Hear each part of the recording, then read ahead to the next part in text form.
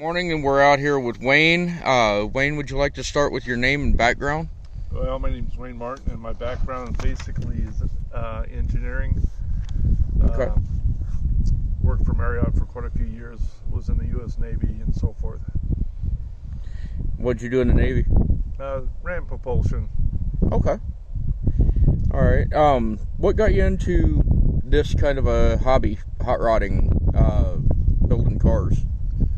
Oh, geez, since I was a kid, I've always liked cars. I used to get the little Matchbox and stuff, and this stuck with me. And as a teenager, I'd see a lot of them running around. So my first car given to me from my parents, and I wish I had it to this day, is a '62 Catalina station wagon.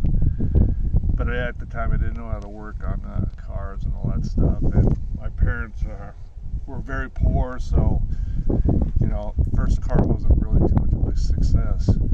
But down the line, I still like the car family, that type of environment, and I just basically learned what I had to learn to, fix my own cars and find them and so forth.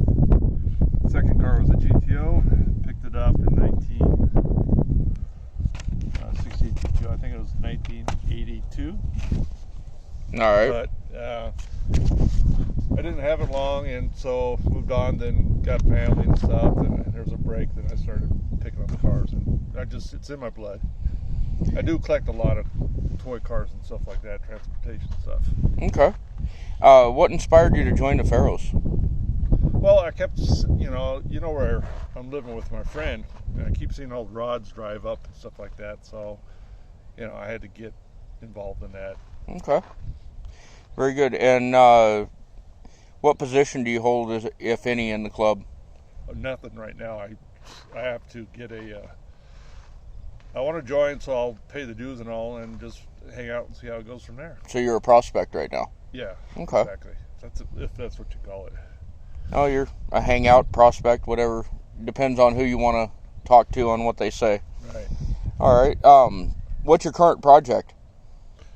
Well, as you see, I got 9 vehicles in that backyard, and current project is, well, what I want to get up and running is it's '89 Comanche. And Okay. The simple reason why I want to do that, it's a good work truck. But then the next one on the line is the '69 Dodge van, because it's like almost 90% complete. 440s in it. Drive lines all there. I don't think I need to get for is the headers and your basic automotive stuff like brakes and stuff like that. Okay. And you got a old Road Runner back there too, right? 69 Dodge Plymouth Road Runner. Okay. Bought that as well as the van and a '71 Hornet in California in the upper high desert area. A friend of mine back in the early '80s, he worked for a junkyard, and as far as payment was, he would pull cars out they liked without knowing what the values of cars would be and this and that. But he had good intention, and also had he had the idea of what was going to be worth taking out, and I got 3 of those vehicles from him. Okay. So how many classics do you have total? Well, I got classics. So I guess, what do you call a classic? Anything pre-1990. Pre-1990? Okay, so the '89 Jeep Comanche, the '73 Ford 350 1-ton, the Roadrunner '69, the '69 Dodge van. TJ's too new, and I got the 1990 F350 Okay. box truck. Some of them are workers, but again, I do dabble kind of, You need them.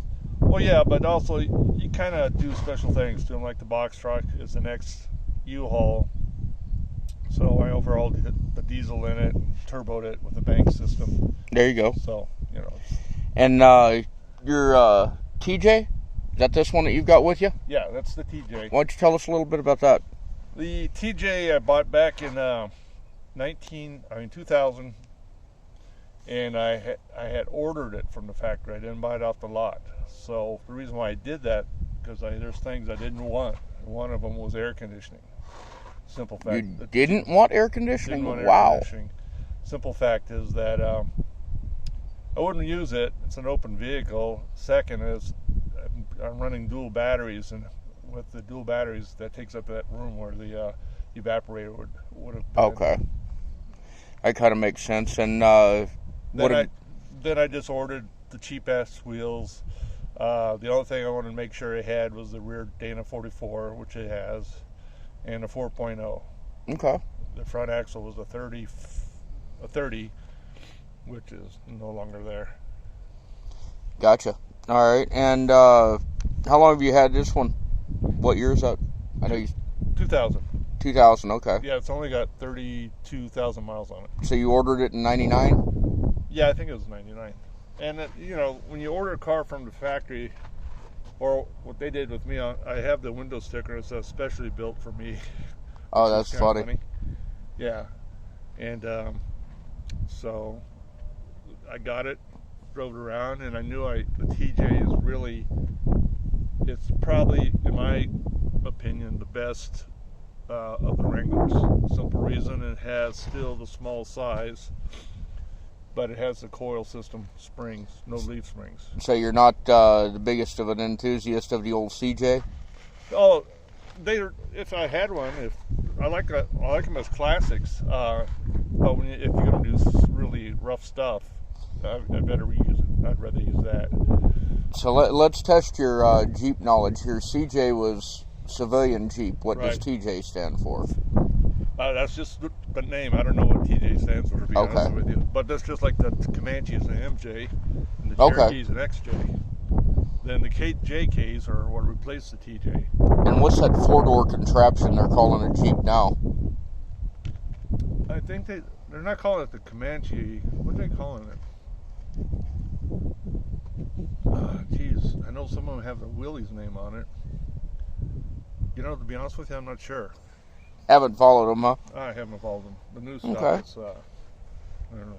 What's your future plans and do you have in store for the Jeep? Well, my critical thing right now, since I've moved here, is preserving it. Because it's spent all its life in a garage, and now it's out in the open. So I'm just trying to figure out how I can do that.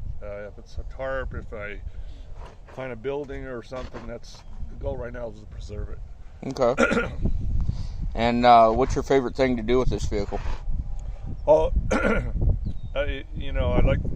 There's a thing called pioneering. They frown upon it in California. I don't know how Arizona feels about it. We used to take her out all the way out as far as we could go in the desert, stop, and just walk around in the open, sterile desert, just looking for things and just enjoying the sights. But the vehicle's able to get me out there. Okay. And we navigate by compass. And obviously you chose this one for a particular reason, had it built for a particular reason.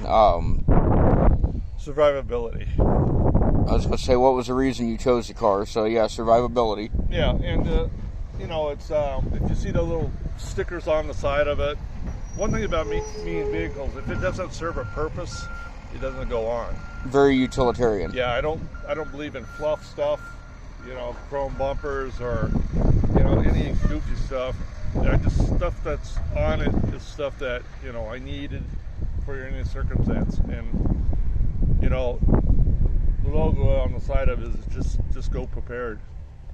And what does this vehicle mean to you? Well, it's a lot because my kids grew up in it with it, and I'm divorced now, but so there's attachment there, and I got pictures of them cleaning it when I first got it and stuff like that. So yeah, it's very personal. A lot of memories. Plus I ordered it, so I got a real good attachment to it. Okay. What would you say to inspire someone to get into the hobby or get into a club? Well, first, get into the club, I would, if you're interested in it, and just see what's going on, look at people's cars, trucks, and see what, suits your fancy. Okay. Then maybe that'll give you some direction where you want to go. If You want a truck, an older truck, little newer truck, car, whatever. And if you had a club of your own, what would you want to do more of? Be it cruising, going out and having barbecues, car shows? If I had a club and I started one, it'd be like the American Car Club. So I would limit the date on it.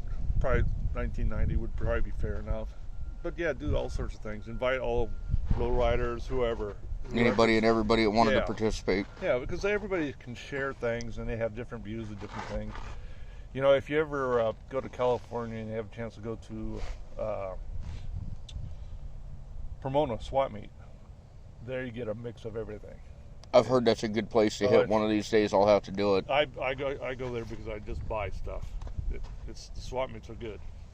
Phoenix has got one now too. Okay. They're worth going to. All right. Well, that kind of wraps this up. I'll catch up with everybody else here in a minute and get you some pictures and see what we got going. Alrighty. Thank you again. Uh-huh.